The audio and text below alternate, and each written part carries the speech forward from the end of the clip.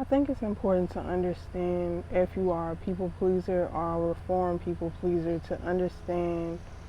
why you feel like you aren't valuable or worthy of being valued or being loved or being protected or whatever you're doing it for, in order for you to pour that back into yourself, in order for you to connect to the root cause of you feeling like you can't just be yourself. Because what people pleasing is neglecting yourself in some way in order to overcompensate when it comes to other people, to feel something from them, in order to be validated or in order to be seen as somebody that is so-called dependable. But I think it's important to understand, because when you are a people pleaser, I think a lot of people pleasers hold on to resentment as well, because they don't have people around them that go above and beyond. And I think it's important to understand, it's important to have connections around you that show you what a healthy give and take is, and show you what pouring into each other is supposed to feel like. Because I think when you're doing it the right way, when you're doing it in a healthy manner, it doesn't even cross your mind whether or not you're doing an equal give and take or not. And I think that's important to understand. When you have relationships around you that genuinely love you for your authentic self, that genuinely love you whether you say yes or no to them,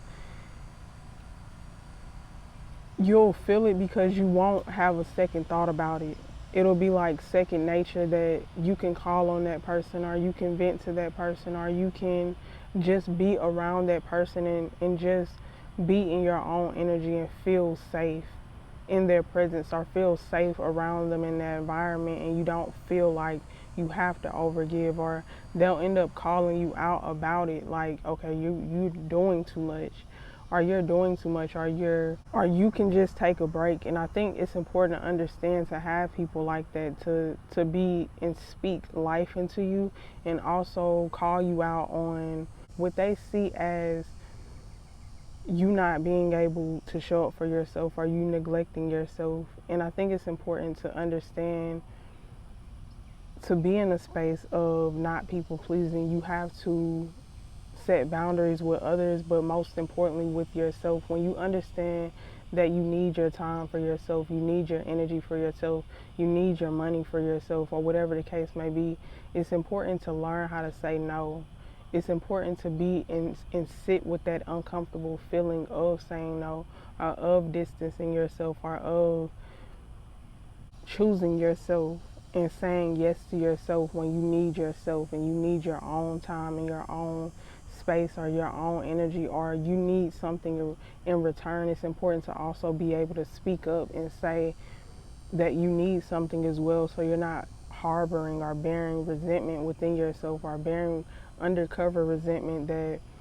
just leaves the elephant in the room when it comes to people that you truly do care about. And understanding to start, when you say no, and when you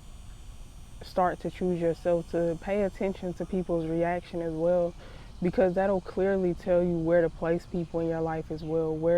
how close you should be to those people, or if they even should be in your life in the first place. And so I think it's important to genuinely just sit with yourself and ask yourself the deep questions. Who made you feel like you had to overgive in the first place? And ask yourself why you felt like they are entitled to your energy, or to your time, or to your money, or whatever the case may be. To really ask yourself if it's okay for you to even keep showing up in that way, or if it's okay for you to even genuinely keep having those people in your circle, or in your time, or giving your time to them in any way, in any concept. And I think that's important to understand, to genuinely sit with yourself and nurture yourself, and be okay with being uncomfortable, and be okay with having that so-called anxiety from not showing up for others, because you're afraid that they're not going to look at you as worthy anymore, or you're afraid that they're not going to love you anymore. That in itself says a lot about understanding to more so start to validate yourself and start to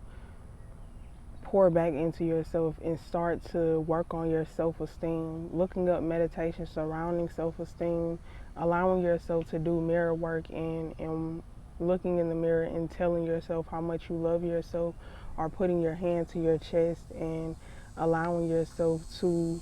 putting your hand to your chest and allowing yourself to just speak life into yourself and show yourself not only,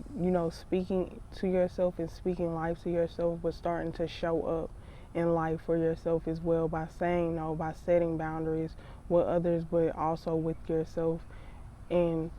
saying yes more to yourself when you really do want to do something and somebody is in a way or whatever the case may be, doing it anyway, starting to be in a space of being your own advocate. I think it's important to understand that self-love is about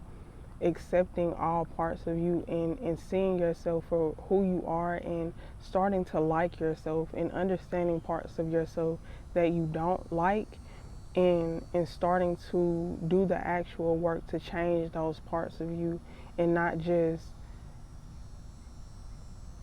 going into life with toxic positivity or going into a space of being aware but doing nothing about it as well. I think it's important to genuinely be aware of yourself, but also